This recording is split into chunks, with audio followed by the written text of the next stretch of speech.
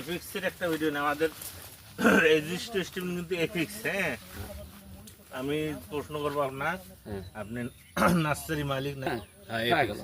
যে এফিক্স এই বর্ষার সময় আমরা গোড়া আগাম স্প্রে করি, আমাদের গাছ হৃষ্টপুষ্ট থাকে, গোড়া শক্ত থাকে, দাঁড়া থাকবে। আসুক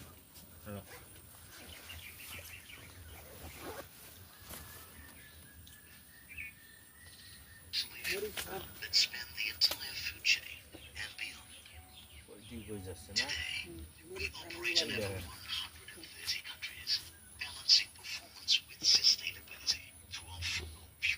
ভালো করে নিচে থেকে উপর